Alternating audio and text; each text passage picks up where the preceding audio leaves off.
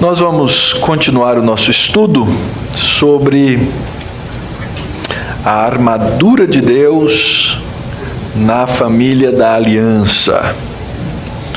Nós já trabalhamos alguns domingos sobre esse tema e hoje pretendemos encerrar.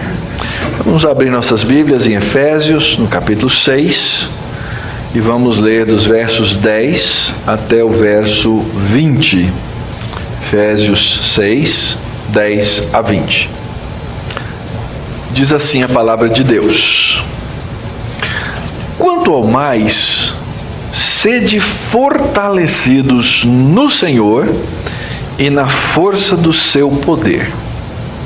Revesti-vos de toda a armadura de Deus, para poderdes ficar firmes contra as ciladas do diabo.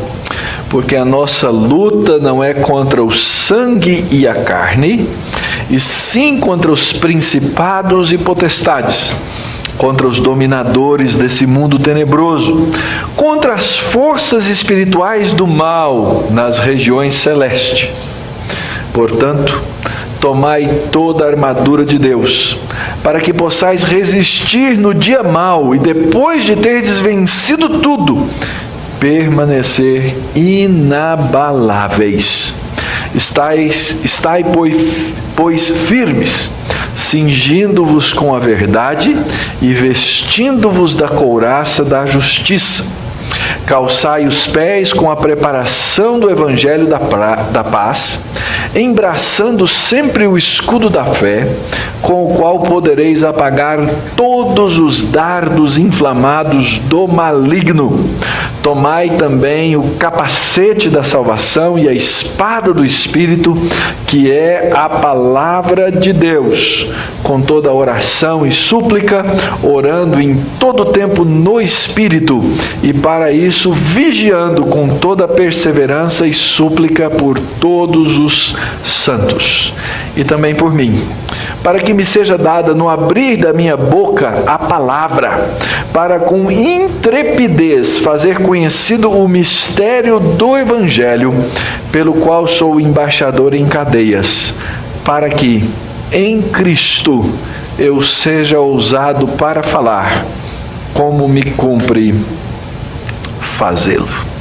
Vamos orar? Pai bendito, nós agradecemos pela Tua palavra que acabamos de ler.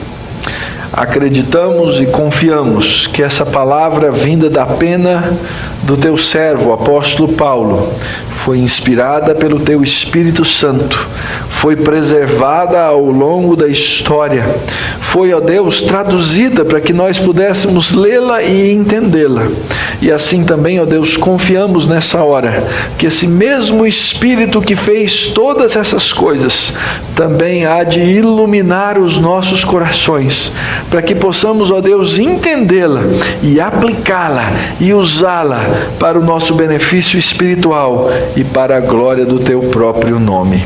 Assim, ó Deus, guarda-nos diante da Escritura, dá-nos a integridade de Cristo para ouvi-la, e que as palavras dos meus lábios e o meditar do meu coração sejam agradáveis na Tua presença, Senhor meu, rocha minha, Redentor meu.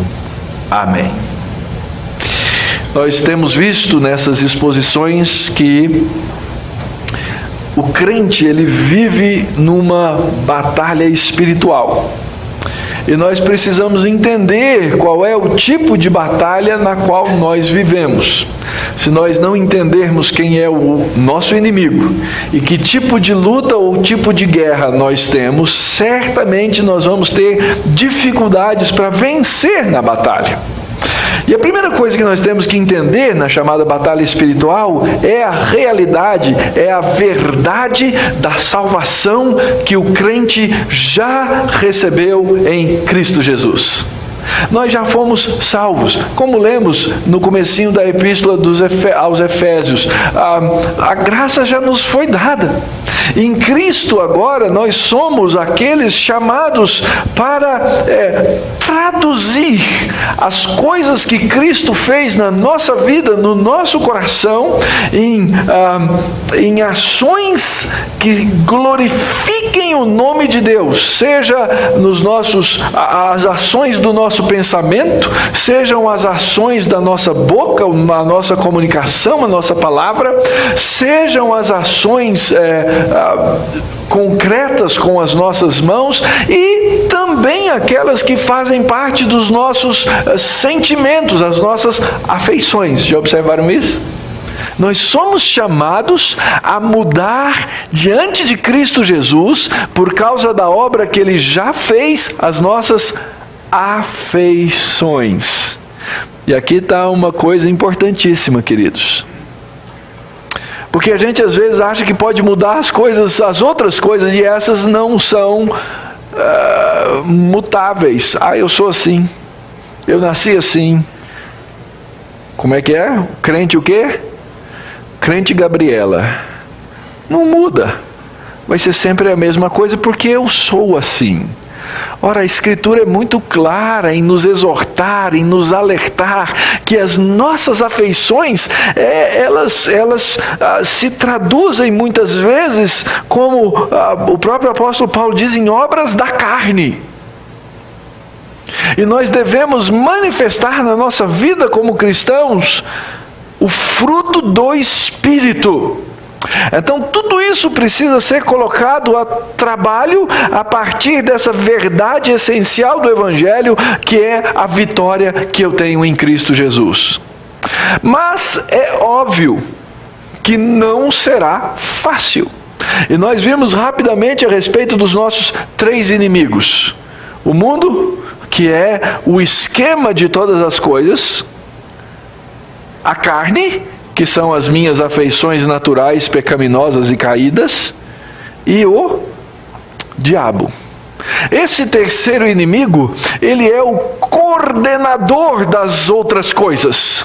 Ele usa as outras coisas porque ele é inimigo. Ele é o inimigo das nossas almas. Ele se julga um inimigo, um oponente de Deus, capaz de lutar contra Deus, mas ele sabe que não pode tocar em Deus e ele tenta tocar nos crentes.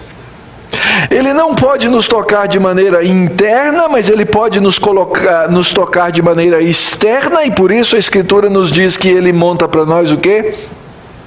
Ciladas. Ele organiza o mundo como se o mundo fosse uma grande ratoeira.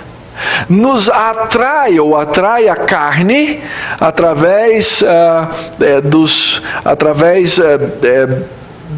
das nossas paixões, para que nós caiamos nas suas ciladas. E então cabe ao crente o quê? Cabe ao crente a resistência. Cabe a nós, certos de que temos a vitória em Cristo, não baixarmos a nossa guarda até aquele momento final em que seremos livrados dessa condição e dessa situação, seja pela volta de Cristo, seja pela nossa ida a Cristo. Mas um dia essas coisas não serão mais parte da nossa existência. Como indivíduos temos que fazer isso. Certamente o inimigo das nossas almas sabe qual é o meio, o lado mais fraco e pelo qual ele quer nos tocar, e normalmente é a nossa família, e certamente pela nossa cultura, pelo nosso entorno. Então o apóstolo nos exorta que nós precisamos fazer o quê? Ser fortalecidos no Senhor e sermos fortalecidos na força do Senhor. E aí então essa expressão nós vimos anteriormente, ela vem lá do Antigo Testamento, quando a Escritura nos ensina, nos revela que o Senhor é o quê? Homem de guerra. E que ele, sendo homem de guerra, ele tem o quê? Uma armadura. E agora ele coloca essa armadura ao nosso dispor para nós usarmos. A armadura é de Deus. Quem veste a armadura é o crente, mas todas aquelas coisas pertencem ao Senhor, para que nós sejamos fortalecidos na força do seu poder. E vimos então anteriormente que o nosso alvo nessa luta, o nosso alvo nessa batalha é, permanecendo na luta, não esmorecer e não cair em meio à batalha. Por isso o apóstolo Paulo vai nos dizer aí no texto que nós temos que resistir no dia mau, no dia maligno. Essa palavra ela sempre está ligada ao maligno, à obra de Satanás. E nós precisamos ter resistência para vencer a batalha e no final, como diz o próprio apóstolo Paulo, permanecermos inabaláveis. Então nós temos que entender que de fato vivemos essa luta espiritual, não devemos lutá-la de maneira mística, de maneira tola, como a gente vê por aí, as pessoas encenando, né, como se fossem Jedis de Deus, a espada do Espírito, o sabre de luz do Espírito e essas coisas que a gente vê por aí, coisas de loucos mesmo, encenações loucas, mas entender que nós vivemos nessa luta, nós vivemos nessa batalha, e o fato é que nós temos que permanecer inabaláveis. A ilustração que eu sempre uso é a famosa ilustração de Elias lá em 2 Reis, quando ele está na casa, o seu auxiliar, ele sai para o lado de fora e ele vê um grande exército vindo na sua direção, e ele volta correndo, esbaforido para o profeta: profeta, tem um grande exército, eles vão nos pegar. E a oração de Elias é tremenda. A oração dele diz assim: Pai, abre os olhos dele, para que ele veja que são mais os que estão conosco do que aqueles que estão com eles. Nós temos a força do poder de Deus ao nosso lado para caminhar nessa batalha e chegar do outro lado inabaláveis. Assim, o cristão precisa vestir a armadura de Deus. E a primeira coisa que nós já vimos é que eu tenho que estar vestido com a verdade. A verdade que é a verdade do Evangelho, que é a pessoa de Cristo, que é a verdade da Escritura, deve ser traduzida na minha vida como verdade. Nós temos que viver vidas autênticas, viver vidas verdadeiras diante do Senhor, usando a verdade, aplicando a verdade, amando a verdade, abraçando a verdade e espalhando a verdade. Nós somos chamados para isso. E isso lembram-se, é um cinto, é o cinto da verdade. Lembra a função do cinto na roupa dos soldados, tanto no Antigo Testamento quanto dos soldados romanos? Era um cinto que organizava tudo. Eles usavam aquelas roupas soltas e longas, e para a batalha aquelas roupas não ajudavam em nada. O cinto ajudava a colocar as coisas no lugar. O cinto servia para carregar os instrumentos de guerra, e ele precisava colocar aquele cinto e ajustar tudo. Segunda peça da armadura de Deus, a couraça da justiça. A couraça, a ideia de que seja uma peça de couro, também eram usadas de metal, ou às vezes couro revestido de metal, e era colocado aqui na frente do soldado. Servia fundamentalmente para proteger os seus órgãos vitais. Uma flechada no braço, uma espada na perna, talvez não matassem, mas naquela época, sem antibiótico, sem os remédios e os recursos da medicina que temos hoje, uma flecha ou uma lança nas entranhas era praticamente sinônimo de morte. A couraça era fundamental. Hoje, nos tempos modernos, é o famoso colete antibalas. É a mesma coisa. É para se proteger. As partes principais precisam estar protegidas. E essa couraça da justiça é a justiça que nós devemos praticar por causa da justiça que nós já recebemos de Cristo. Não é a justiça de Cristo que eu visto. Eu já recebi a justiça de Cristo. A justiça de Cristo já é minha. Ela agora precisa ser colocada de uma maneira, de uma forma que ela seja aplicada na minha vida. E eu sou chamado aqui a vestir essa couraça para praticar a justiça na minha vida, na minha carreira cristã. E em terceiro lugar, calçar os pés com a preparação do Evangelho da paz. Não é pregar o Evangelho, essa é uma ordem, uma obrigação, não faz parte da armadura pregar o Evangelho, mas é exatamente a prática da verdade do Evangelho para a promoção da paz em todas as coisas, a começar da minha vida interior, a expandir-se para todos os lados, com todas as pessoas que estão à minha volta, no corpo de Cristo e assim por diante. E aí então eu visto as 3 primeiras peças para viver essa resistência. É interessante, essas 3 primeiras peças, elas são coisas que eu não, como soldado, eu não tiro e coloco, tiro e ponho todos os dias. É mais ou menos assim, essas aí eu tenho que estar sempre vestido com elas. As 3 outras peças, o escudo da fé, o capacete da salvação e a espada do Espírito, são equipamentos de guerra. São coisas com as quais eu vou me equipar e precisam estar sempre à mão. Eu não posso ficar longe do escudo da fé. Eu não posso deixar o escudo da fé guardado no fundo do armário e quem sabe quando eu precisar eu vou lá buscar. Ou não, nós estamos em guerra. Eu sei que há momentos eu não consigo ficar com o escudo o tempo inteiro, absolutamente, mas ele tem que estar ao meu lado. Eu tenho que estar pronto para usar. A mesma coisa o capacete, a mesma coisa a espada do Espírito. Por que essas coisas elas são necessárias? Porque o inimigo das nossas almas tem um projeto. O inimigo das nossas almas tem um alvo. Ele coloca ciladas para que nós caiamos. E ele então deixa com que essas ciladas estejam no nosso caminho. Ele não é capaz de ler a minha cabeça, não é capaz de ler os meus pensamentos, mas ele é capaz de saber que eu tenho uma rotina. Ele conhece pelas minhas ações externas as minhas afeições e ele coloca essas ciladas no meu caminho. Primeira coisa, ele tenta impugnar, ele tenta desacreditar do caráter de Deus. Deus não é tão bom assim, vai. Se ele fosse bom, ele não tinha nem permitido, em primeiro lugar, que os nossos primeiros pais pecassem. Esse não é o argumento dos homens. Se Deus é soberano, se Deus é bom, se Deus é todo-poderoso, ele não tinha feito um homem capaz de pecar. Ele tenta desacreditar. Isso é a arma de Satanás.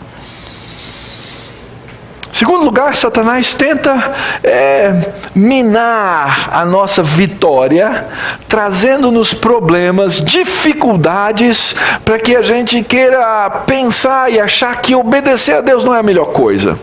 Eu tenho meu jeitinho aqui, Senhor. Senhor, vira para o lado um pouquinho, porque eu vou fazer aqui do meu jeito. Depois, o Senhor volta e toma conta das coisas. Satanás é bom nisso. Em terceiro lugar, ele ataca os crentes por meio da confusão doutrinária. Ele tenta nos confundir, ele tenta embaçar a nossa visão com uma visão errada das verdades de Deus. Em quarto lugar, ele tenta impedir o nosso serviço a Ele. Se eu quero viver uma vida de fidelidade, se eu quero viver uma vida com um ministério eficaz, que toca a vida das pessoas, pode saber que Satanás não gosta disso. Em quinto lugar, ele causa divisões no meio do corpo de Cristo.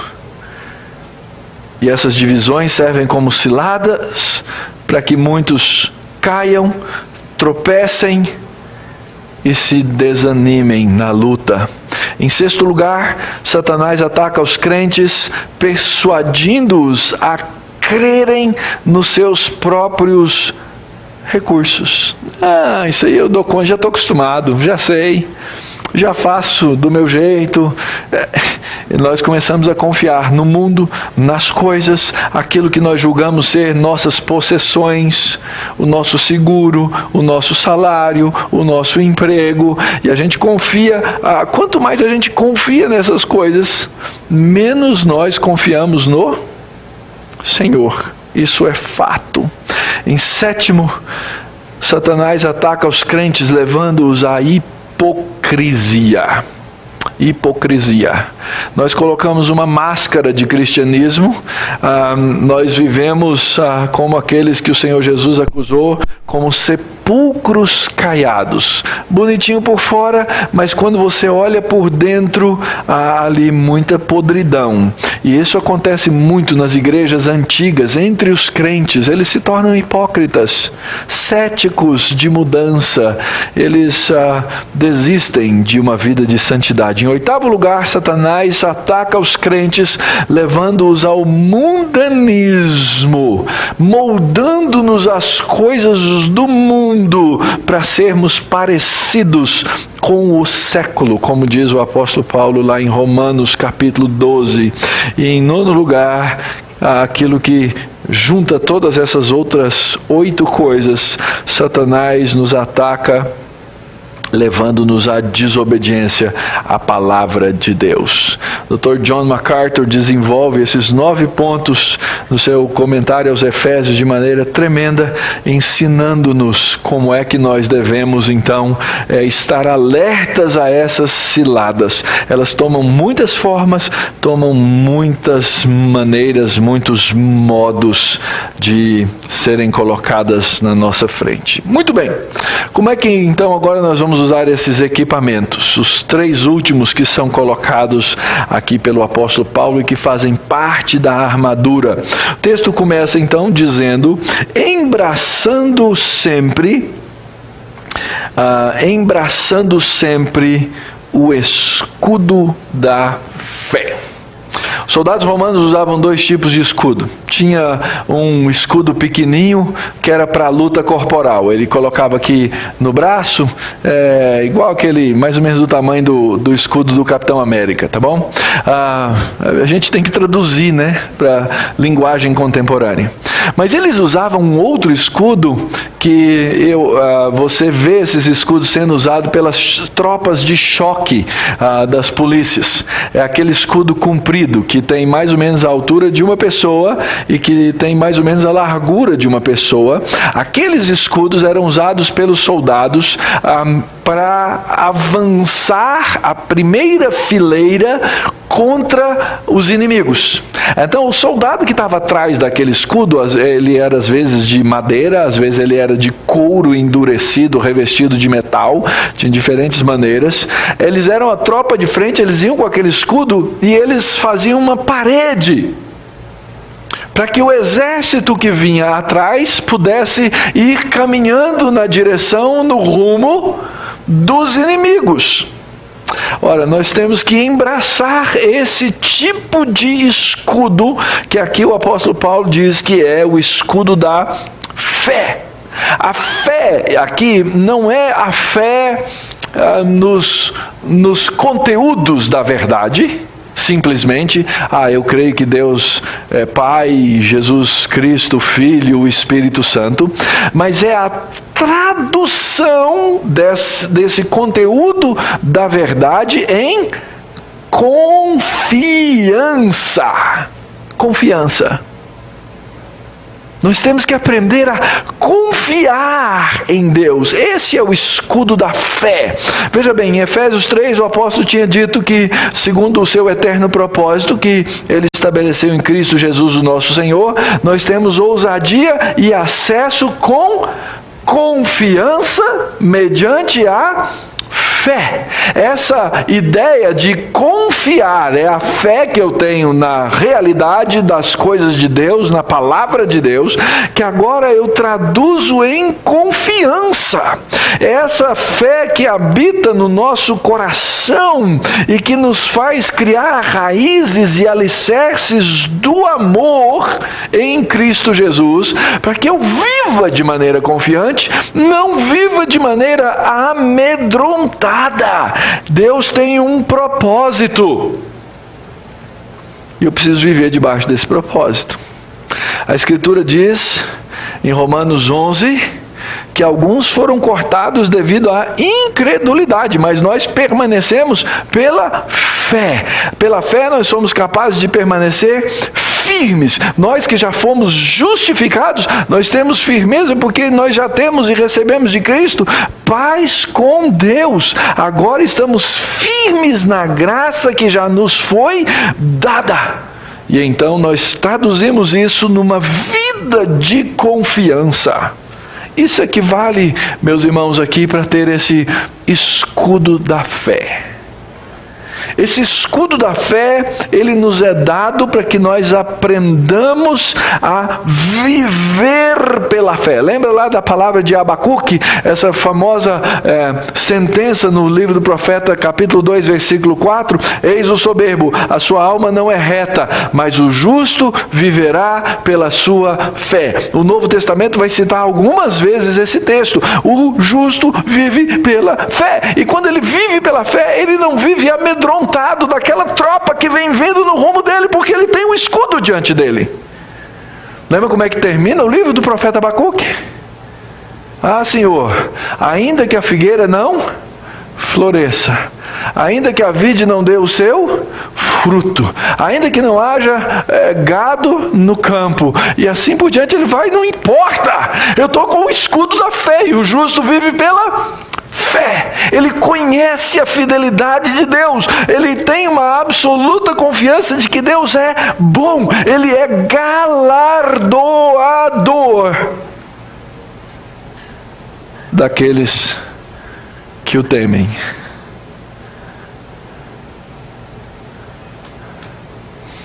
Fé traduzida na fé que é confiança para viver dia a dia diante de Deus. Aquela fé que coloca aquele escudo na frente, sabe que o escudo não é meu, mas é de Deus. Aquela fé que faz uma tropa ir contra outra, com coragem, com determinação, sabendo que é o Senhor que vai à frente do seu exército. E que Ele é um tremendo Senhor. Ele não é um generalzinho qualquer. Ele é o Senhor dos senhores. Ele é o meu Senhor. Ele é o meu Deus.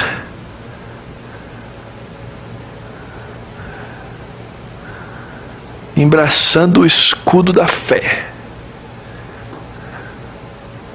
É tão fundamental. Sabe por quê?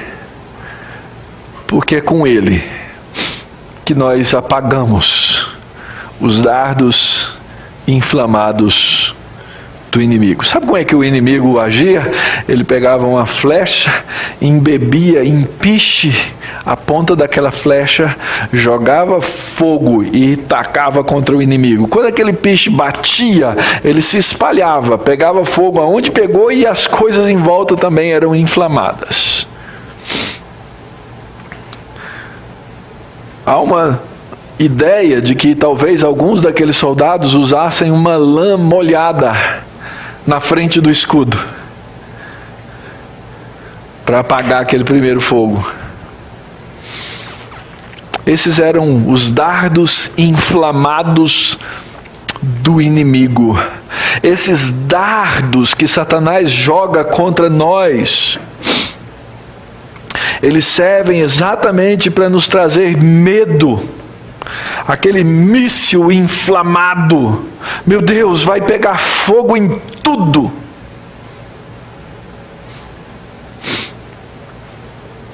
E Satanás vive mandando isso contra nós. Ele pega aquilo que é natureza nossa, carne, e ele inflama a carne com os seus dardos. O que ele pega da nossa vida? Ele coloca diante de nós tentações de imoralidade. E elas estão por todos os lados o tempo inteiro. Traduzidas das mais diversas formas. E quando eu falo em imoralidade, não é só a imoralidade de natureza sexual, mas também ela. Mas a imoralidade de agir com todas aquelas formas de atitudes, palavras e até pensamentos que se traduzem contra o caráter moral de Deus. Satanás é terrível. Ele é o inimigo da sua alma, querido.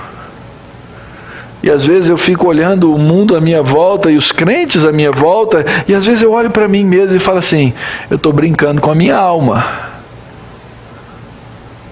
Havia certos pecados em Israel que eram chamados de loucura em Israel. Sabe por que era loucura em Israel? Porque o resultado daquele pecado era a morte. Então o cara que cometia aquele pecado era o quê? Era um louco. Mas às vezes eu olho e eu vejo as pessoas brincando com a sua própria alma, brincando com a sua existência, brincando com a sua eternidade, recebendo esses dardos inflamados e dizendo: não, comigo não vai acontecer nada. Tentações de imoralidade. Fomento do ódio no coração das pessoas. O ódio, queridos, ele destrói tudo, ele corrói todas as coisas, ele mata pessoas, ele mata famílias, ele mata relacionamentos, porque nós nos deixamos encher dele. A quebra do 10º mandamento, a inveja, a cobiça. Se você for observar, cada uma dessas coisas corresponde à quebra de um mandamento do Senhor. Satanás, ele faz assim. Ele quer ver cada uma dessas coisas destruídas na nossa vida. Como é que ele trabalha em cima dessas coisas? Ele coloca no nosso coração, ele coloca diante de nós coisas que fazem com que o nosso coração desconfiem de Deus. E desconfiar de Deus é desacreditar daquilo que Ele é. Então nós precisamos estar com esse escudo pronto. Porque o inimigo das almas, ele quer fazer extinguir a nossa fé, queimando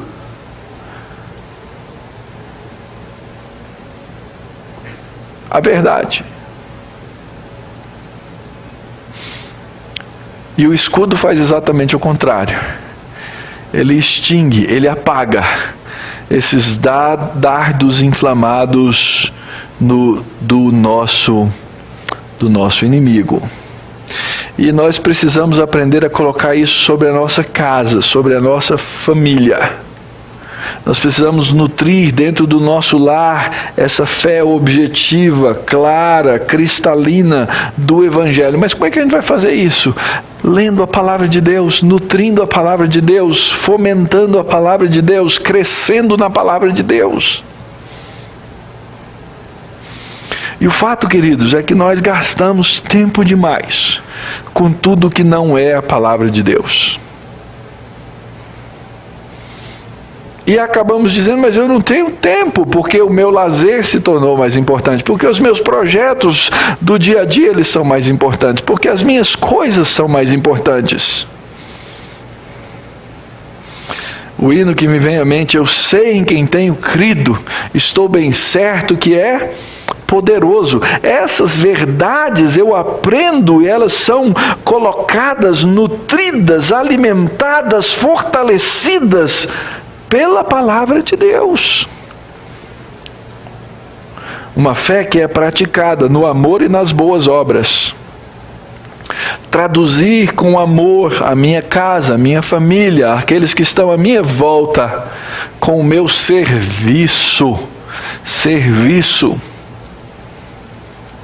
Nós vivemos num mundo muito individualista, onde a gente acha que tem que fazer tudo e tem que dar conta de todas as coisas eu mesmo.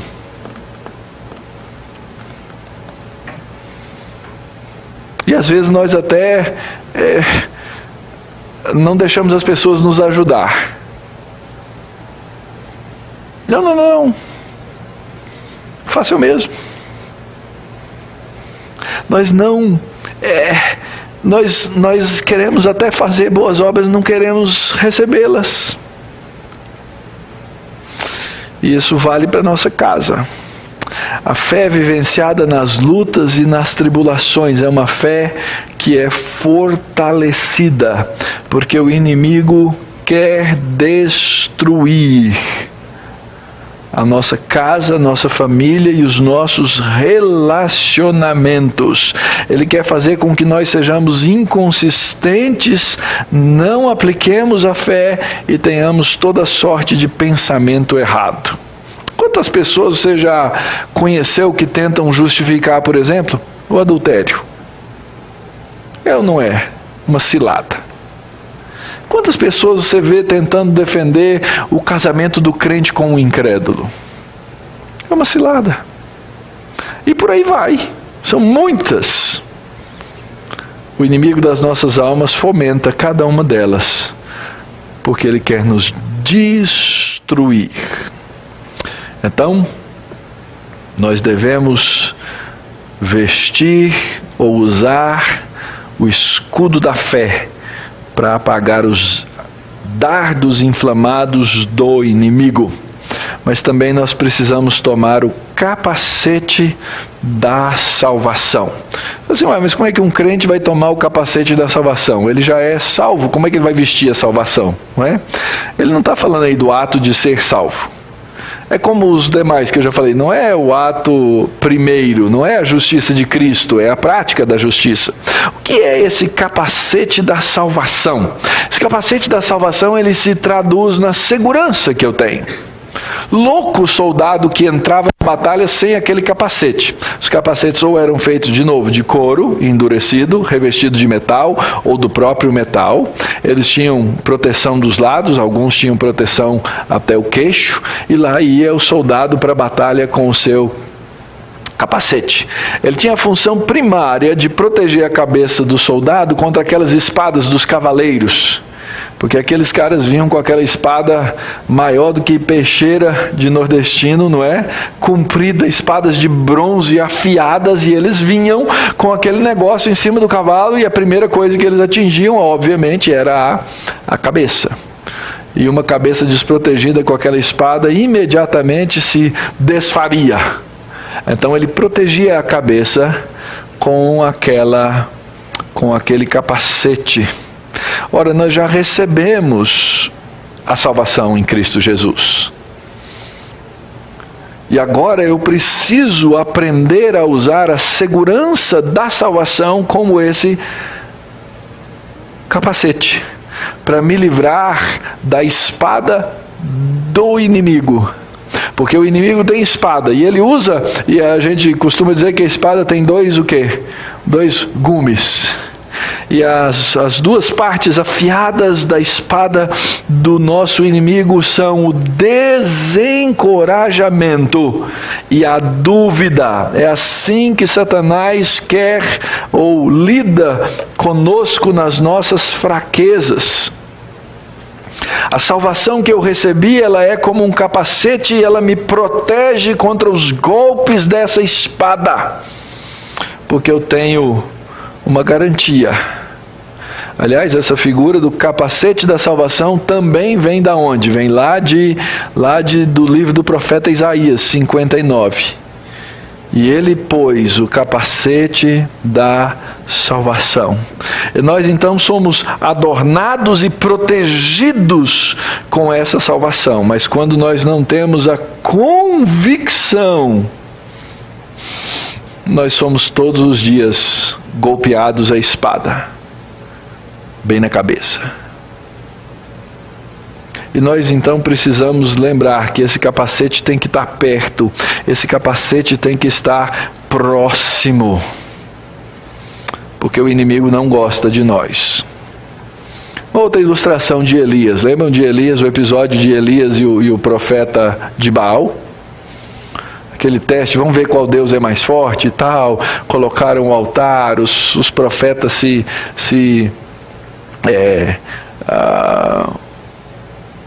machucaram com as costas, etc., clamando, e Deus disse, você venceu, você ganhou. Elias já era homem velho, luta contra os profetas e mata os profetas de Baal. Sou vitorioso.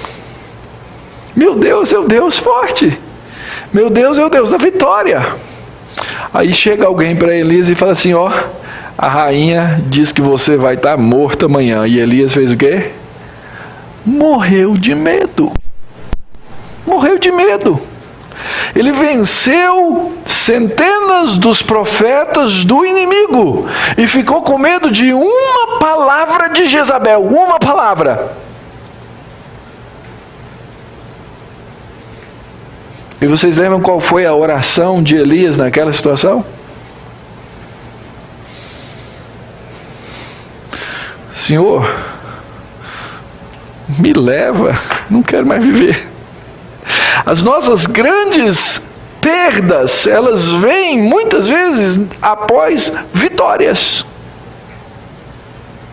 Após vitórias. Me leva, Senhor. Chega. Eu não sou melhor que os meus pais. Mas a gente sabe que Deus não deixou nem o profeta morrer. Antes fez o quê? Cuidou, tratou. Mas a dúvida no coração de Elias era a respeito do quê? Da salvação. Senhor, eu sou um pecador, não sou melhor do que os meus pais. Queridos, a sua salvação, a minha salvação, ela não vem por eu ser bom ou eu não ser bom. A minha salvação vem porque Cristo me deu. Acabou! Não tire essa segurança, não tire esse capacete. Eu vi ontem à noite uma ilustração muito boa do Dr. Don Carson. Imagine dois judeus, 2 dias antes daquela praga do Egito, que o anjo da morte ia passar. Todo mundo sabia, estava dito, estava falado, daqui 2 dias o anjo da morte vem e vai levar todos os primogênitos nas casas em que não houver o quê? O sangue sobre os umbrais da porta. E estavam lá conversando os 2 judeus. E um estava falando, rapaz, eu estou com medo lascado. E fala a verdade, se alguém falasse, olha, vai passar sobre São Paulo o anjo da morte, você ia ficar com medo ou não? Gente, eu só tenho 2 filhos, eu só tenho um filho, vai que ele leva meu primogênito. Deus me livre.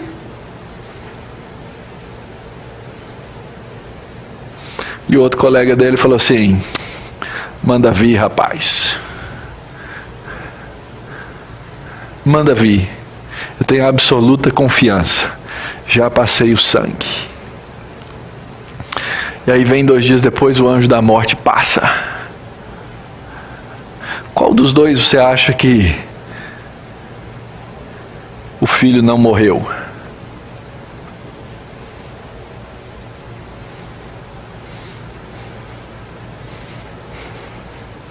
De nenhum dos 2. O que protegeu o primogênito de um e de outro não era aquilo que a gente acha a intensidade da minha fé, a força da minha fé. O que protegeu aquelas crianças de serem mortas foi o sangue no umbral.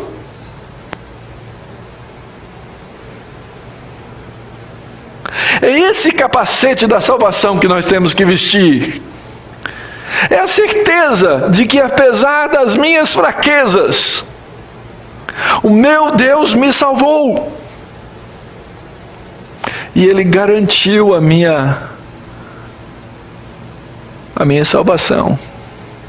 Ele é o Deus da minha providência. E eu tenho que usar esse capacete na minha casa, diante da minha família.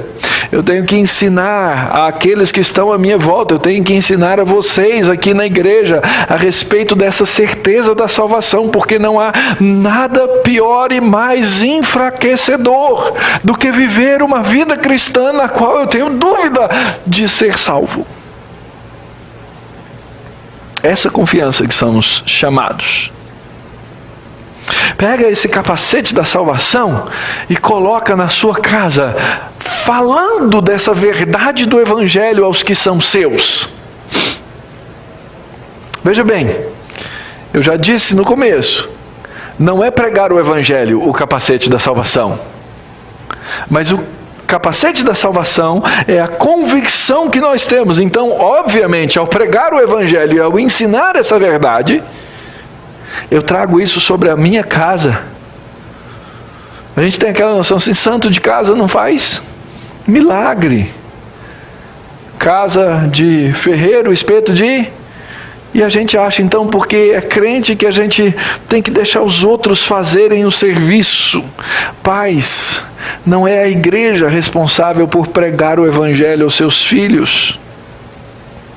Nós não podemos ter vergonha desse Evangelho diante das pessoas. Algumas pessoas falam assim, nossa, vocês crentes são orgulhosos, né? Você, mano, é orgulhoso, você diz que você já é salvo, que ninguém pode roubar a sua salvação.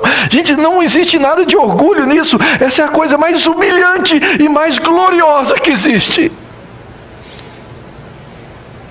Saber que eu sou salvo. E quando nós então somos desestimulados, e quando vem a dúvida, é isso que Satanás quer fazer, é o que ele aprecia nas nossas fraquezas. Por isso Paulo diz, coloquem o capacete da salvação, usem na sua família. Será que marido e esposa têm certeza de que é salvo? Será que Satanás não desestimula um de pensar que o outro pode mudar? Porque uma coisa é você chegar para um desconhecido, para uma pessoa que você pouco conhece, pregar o Evangelho, e essa pessoa entender o Evangelho, abraçar o Evangelho, e você fala, nossa, que milagre! Mas outra coisa é uma pessoa que tem um cônjuge incrédulo. Passa 1 ano, passa 2 anos, passa 3 anos, eu vou desistir. Satanás age assim. Desistimos de pregar o Evangelho para os nossos filhos, queremos tratá-los de acordo com a lei. Nós precisamos nutrir essa verdade da segurança da salvação dentro da nossa casa, nutrindo a adoração familiar e todas essas coisas. E o último instrumento é a espada do Espírito, que é a palavra de Deus. Então o apóstolo Paulo diz que eu tomo o escudo da fé, que eu tomo também o capacete da salvação, e eu pego a espada do Espírito, que é a palavra de Deus. Essa espada referida aí por Paulo entre os romanos, ela podia ter diferentes tamanhos. Alguns dizem, essa era uma arma de defesa e não de ataque. Ela podia ter diferentes tamanhos, podia servir para uma coisa como para outra. Eu posso usar sim essa espada que nos foi dada pelo Espírito de maneira sábia como uma arma para o embate corpo a corpo na luta cristã. E eu vou usá-la para defender-me, mas eu também vou usá-la para atacar. Essa palavra, queridos, ela é uma palavra tremenda. ela foi dada e ela é dada ao cristão, parte da armadura de Deus,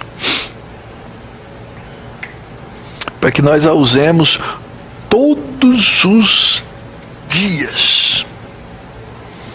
O livro de Hebreus diz que é uma espada, que a palavra de Deus é o quê? Uma palavra, é uma espada afiada de 2 gumes.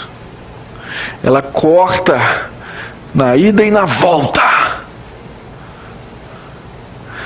E nós precisamos aprender a usá-la, queridos. Nós temos que usá-la. E óbvio que não é uma arma física, mas uma arma espiritual. É a espada do Espírito. E eu confesso que uma vez eu participei na minha inocência, nos meus primeiros anos, eu fui com um pastor lá que era técnico em expulsar demônios. E eu, coitado, pastorzinho novo, não sabia fazer nada, ele foi me ensinar. E aí então ele falava com aquela pessoa supostamente endemoninhada, e aí ele dizia assim: queima com a espada do Espírito agora, queima com a espada. E a pessoa estribuchava lá e tal. Acho que não é assim. Acredito que não seja assim. A palavra de Deus fala muitas coisas a respeito de si mesma. Por exemplo, ela é a verdade. Deus é o autor dessa palavra. Ela é inspirada por Deus. Nenhuma a profecia dessa escritura foi dada por homens. Mas ela é de Deus. Por isso a armadura de Deus, por isso ela é a espada do Espírito. Essa palavra de Deus, ela não erra, ela não falha, ela não tem erros. Ela é perfeita, nós não lemos isso? A lei do Senhor é perfeita. Essa palavra é completa, tudo aquilo que nós precisamos para a nossa salvação está nela. Tudo está nela. Ela é cheia da autoridade de Deus. Ela é útil para o ensino, para a correção, para a repreensão, para a educação na justiça. Essa palavra, ela é eficaz. Diz a Escritura que ela consegue separar aquilo que antigamente a medicina não conseguia. Hoje ela já consegue separar junta e medula.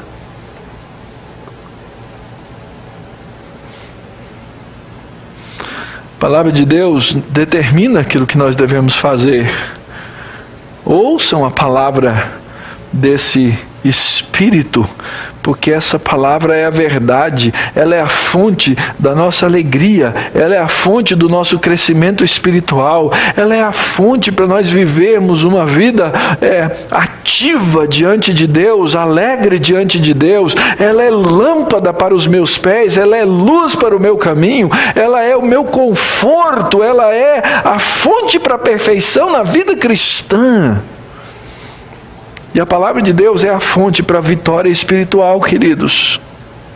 É a nossa arma mais poderosa contra Satanás.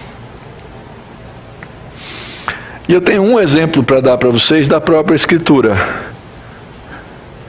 Se tinha alguém que podia viver tranquilão na sua capacidade espiritual, era Jesus, não era? Quais eram as coisas que Jesus usava na sua vida e na sua batalha contra o inimigo? Ele usava, em primeiro lugar, a palavra de Deus. Olha só, Jesus foi levado pelo Espírito ao deserto para ser tentado por esse mesmo personagem aqui, o maligno, pelo diabo. Depois de jejuar 40 dias e 40 noites, ele teve fome. Então, o tentador, essa é a função dele. Lembra que eu falei como é que ele age? Ele age nas tentações. Ele aproxima-se e diz: se és o Filho de Deus, manda que essas pedras se transformem em pães. Gente, vou falar uma coisa para vocês. O capeta conhece a Bíblia. Ele cita um salmo. Ele cita um salmo. É fácil você pegar alguma coisa da própria Bíblia, tirar do seu contexto. Eu falei, uma das maneiras de Satanás fazer nos confundir é com falsas doutrinas. Ele pega um texto da Bíblia, tira do contexto, e Jesus então vai de maneira absoluta, diz, mas está escrito, eu vou obedecer a palavra do meu Pai. Não só de pão viverá o homem, mas de toda a palavra que procede da boca de Deus. Deuteronômio capítulo 8.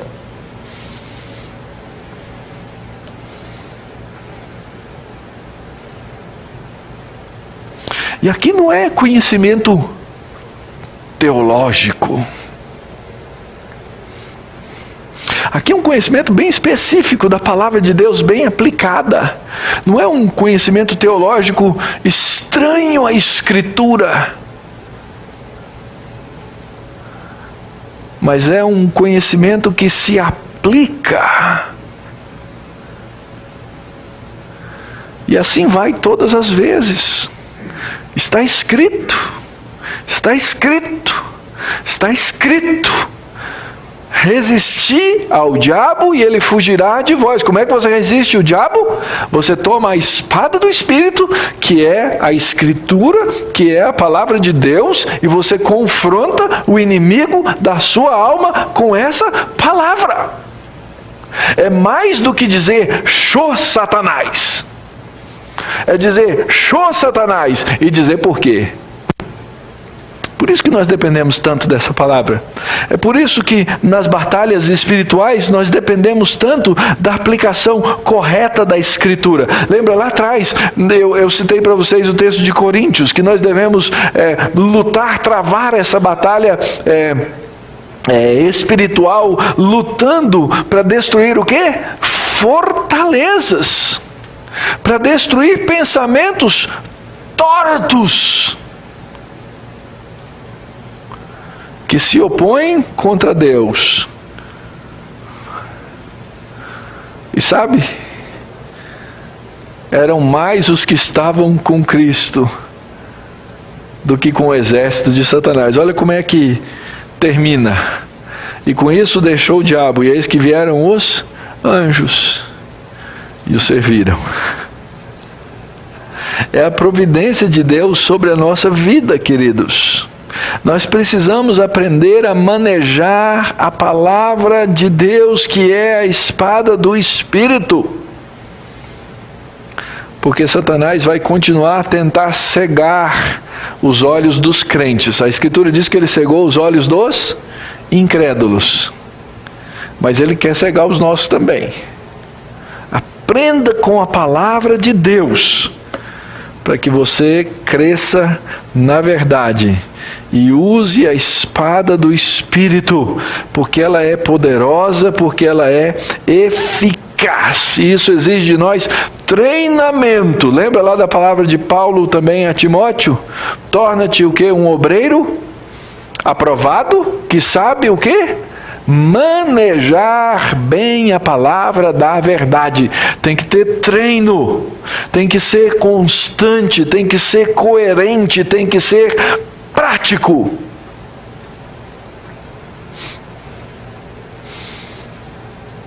E aqui vem algumas lições. Primeira delas, primeira maneira prática de você fazer isso é aprender a ouvir a palavra de Deus na sua igreja. Você acha que o seu pastor pensa e lembra de você durante a semana?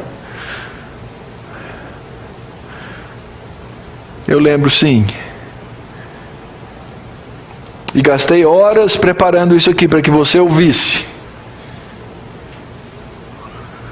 E quando você não vem, você não jogou fora o meu tempo.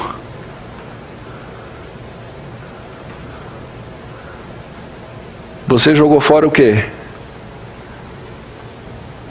Treinamento. Eu já disse e repito, essa hora que nós temos aqui juntos, e não é por causa de mim, e não é por causa da minha habilidade, nem por causa das minhas competências, mas por causa do amor de Deus, quando nós estamos aqui juntos, nós aprendemos sobre essa palavra de uma maneira singular. Então essa é a primeira coisa. Segunda coisa, faça um hábito na sua vida de ler essa escritura durante os seus dias da semana. Alimente-se dessa palavra, viva dessa palavra. Porque na hora que você sair daqui, a cilada de Satanás vai estar na porta do hotel. Se não estiver aqui no corredor. Se já não estiver montado aqui dentro. Ele é o inimigo e eu estou aqui afrontando a cara desse bicho. Porque, como bem diz a Escritura, eu não devo viver com medo dele. Mas ele não gosta de mim. Ele não gosta de você. Vista essa armadura. Use a palavra. Quando você precisar do seu pastor, dos seus pastores, venha me perguntar, vá ao reverendo Jonatas, vá aos irmãos mais maduros, que têm mais conhecimento, vá a eles, mas não dependa totalmente deles. Saiba por você mesmo. Essas ciladas, elas têm muitas maneiras. Já tem quem faz. Não, pastor já estuda a Bíblia. Porque a gente já paga ele. Então já tá bom, né? Não tá bom? É assim, Eduardo. Pastor, já você paga, ele estuda para mim. Tudo bem. Essa parte de Satanás, ele sabe. Mas ele sabe que não é você. A segunda desculpa é muito difícil, é muito complexo, pastor. O senhor estudou em quantos anos de teologia, depois fez mestrado, depois fez doutorado. Irmãos, eu conheço crentes em Cristo Jesus que nunca fizeram nenhum curso de teologia, mas que eu não tenho a menor dúvida tem maior sabedoria espiritual do que eu tenho.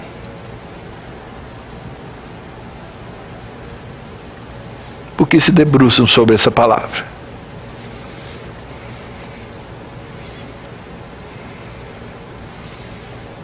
É óbvio que estudar formalmente é muito bom. Pode te ajudar. Mas é a sua dedicação à vida espiritual na igreja, à vida espiritual diante da palavra de Deus, que vai fazer a diferença no uso da espada na sua vida, na sua casa e na sua família. E por último, queridos, nós lutamos como um exército. O apóstolo Paulo termina o texto e ele não coloca a oração como uma parte da armadura. A oração não é parte da armadura.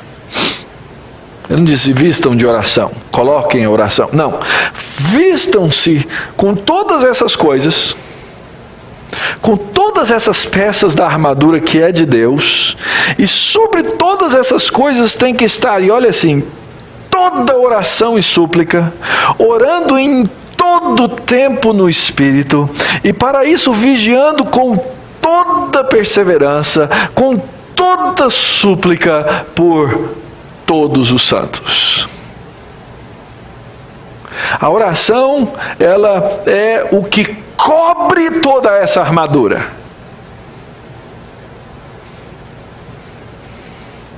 E o fato dele dizer esses todos, todos e todos, nos mostram que isso faz parte da luta de um exército. Faz parte da luta de um exército. Os irmãos têm se reunido mais cedo para orar, graças a Deus. Eu podia lá atrás ter colocado um programa de oração para a igreja, mas eu prefiro muito mais que isso venha da iniciativa que cada um de vocês percebe e diz, de fato, nossa igreja precisa de oração, vamos orar. É isso que nós precisamos.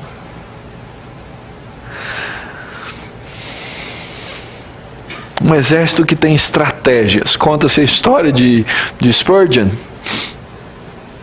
de que enquanto ele pregava em cima na capela, lá em Londres, embaixo da capela, no porão, havia um exército de mais de 300 pessoas em oração enquanto ele pregava.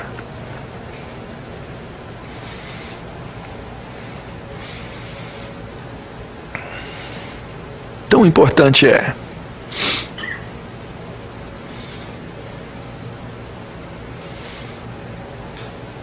Enquanto eu uso a couraça da verdade, todas essas, o cinto da verdade, a couraça da justiça, o calçado do evangelho da paz, o escudo da fé, o capacete da salvação e a espada do Espírito, eu tenho que estar em oração.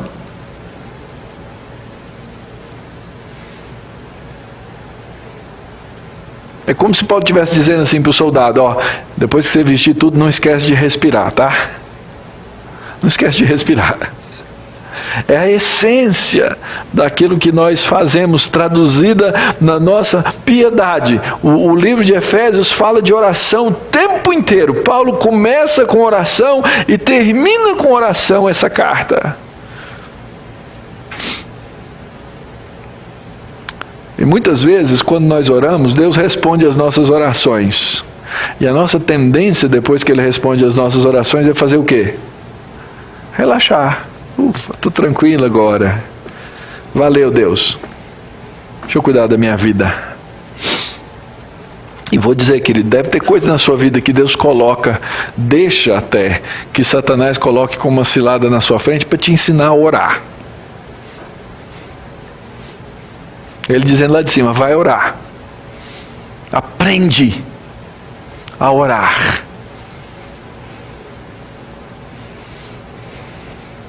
E eu confesso para vocês que os meus momentos de mais intensas orações são os meus momentos em que eu tenho o quê? Aflições. Depois eu relaxo. Que bom. Já passou. E aí na minha cabeça, na minha mente carnal, vem aquela ideia, então eu não preciso mais orar. Ouçam a voz do comandante. Esses dias eu estava almoçando num restaurantezinho lá no Mackenzie, e veio a moça nos atender, e ela é conversadora, e eu quase não converso com as pessoas, né? E comecei a conversar com ela. E aí, quando ela chegou na mesa, nós estávamos orando, agradecendo. Aí quando eu disse amém, ela falou assim, isso mesmo, tem que orar. Aí eu falei, você não sabe com quem você está mexendo. Perguntei para ela assim na hora, e você é crente? Não, eu vou na igreja católica de vez em quando. Falei, você vai, mas você vai mesmo, é daquele safado que parece de vez em quando, nunca mais volta e tal. Não, eu vou no domingo, vou outro dia da semana, eu vou lá e tal. Falei, muito bem, é um bom começo. Mas você lê a Bíblia? Bom, aí já sabe como é que é, né? Mas de vez em quando eu... E aí eu perguntei, e você ora?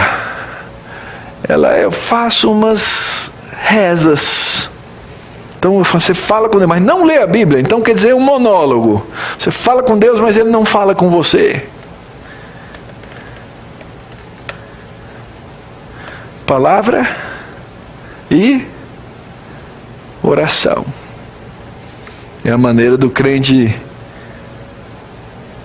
falar e receber a palavra de Deus. Falar e receber a palavra de Deus é o que nós precisamos. Oração, súplica no Espírito. Como é que a gente ora o tempo inteiro? Eu vou fazer oração de manhã, meio-dia. Ora, a Escritura diz, toma suas refeições com ações de graças, então eu não esqueço de orar. Eu devo começar o meu dia orando, levando o meu coração diante de Deus, eu devo terminar o meu dia, mas a nossa consciência da presença de Deus não é que me faz ficar numa oração, mas ela me faz orar sim. Nas decisões que eu tenho que tomar, na maneira como eu vou falar as coisas com as outras pessoas. Tudo deve ser acompanhado dessa oração sempre. É a minha consciência de que Deus está aqui, Ele está vendo, e Ele não está vendo para me punir por causa dos meus pecados, mas Ele está aqui, Ele está vendo, e Ele está me acompanhando em todas as coisas. Todo o tempo, com perseverança, e por todos os santos. Você ora pela sua igreja, querido. Essa é uma pergunta. Você ora pela sua igreja? Você ora pelos seus líderes? Você ora pela sua família? Isso vai mostrar muito a respeito das suas afeições. A oração em si, queridos, ela não é poderosa. Tem muita gente que diz, eu acredito no poder da oração. Eu acredito no poder daquele que responde às orações. E esse que responde às orações diz, viva em oração. Ore em todo o tempo no Espírito. E olha só a palavra do soldado, vigiando. É essa vigilância que vai me fazer pegar o quê? O escudo, o capacete e a espada. O resto da roupa eu já estou vestido. E nessa hora, orando. Tem até um livro legal, chama assim, Orando com os Olhos Abertos.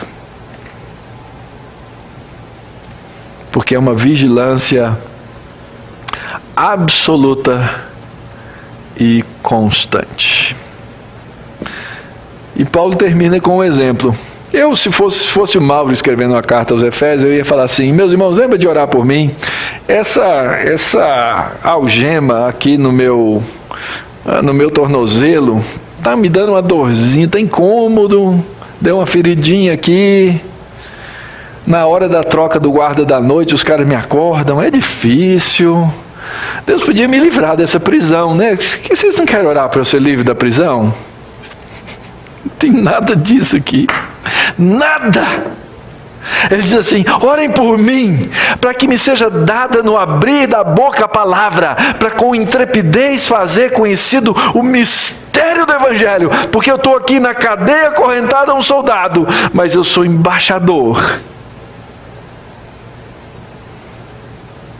Senhor, abre porta a palavra para mim, lá no meu emprego, lá na minha casa, lá no meu departamento. Abre, ó Deus, portas, para que eu seja ousado para falar, porque é isso que me cumpre fazer.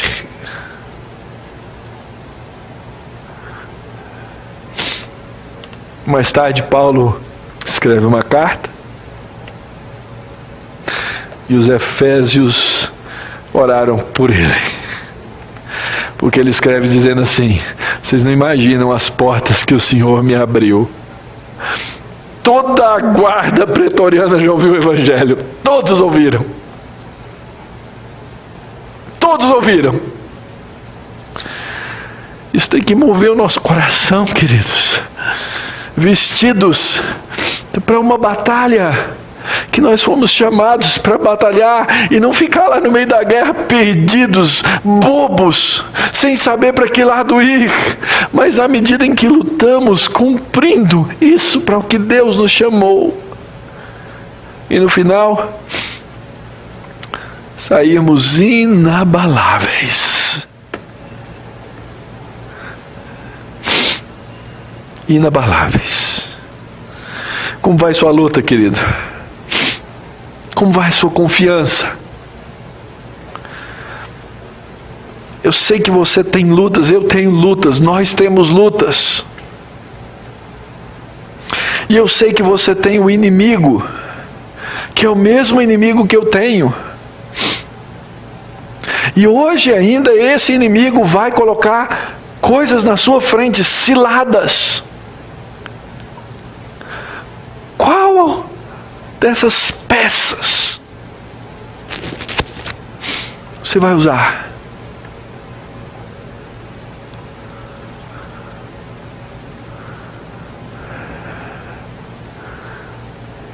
Em primeiro lugar, lembre-se de uma coisa. O Senhor Jesus Cristo já te salvou da pena do pecado.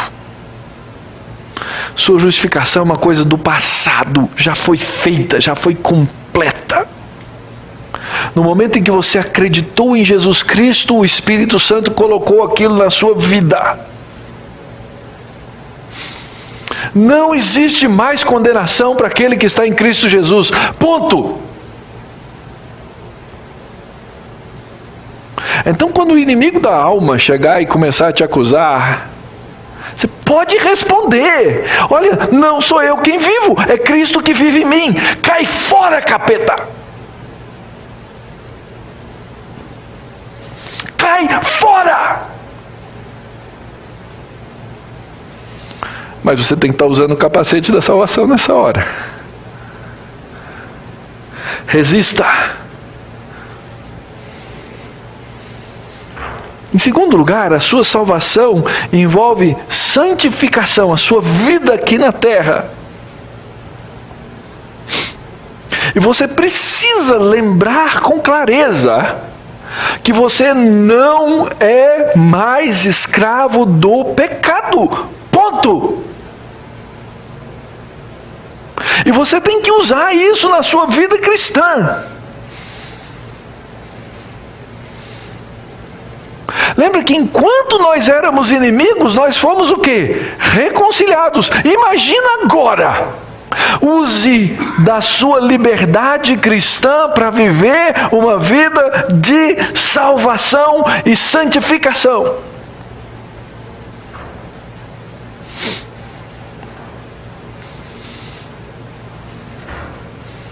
Justificação no passado, santificação no presente, glória futura.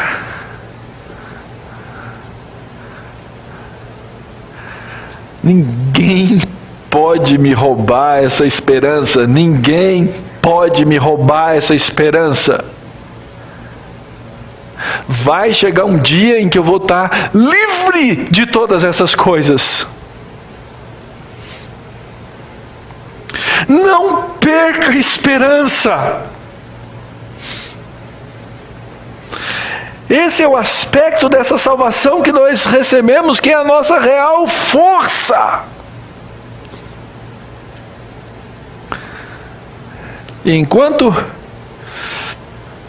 eu estou aqui, lembra das figuras que a Bíblia usa a respeito do crente? Ele é plantador, ele é semeador, ele é corredor, ele é soldado. Vai para o campo, querido. Para de se autocomiserar. Para de olhar para as coisas pequenas. E olha para o alvo. Para a glória que Cristo nos guarda.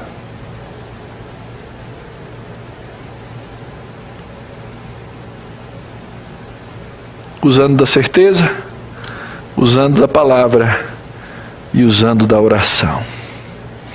E que assim Cristo nos encaminhe nesse ano com essa absoluta certeza na graça excelsa de Jesus. Porque Ele é o nosso Senhor, Ele é o nosso Redentor, Ele fez por nós sacrifício. E nele vamos caminhar vestidos da armadura de Deus e absolutamente firmados. Vamos cantar?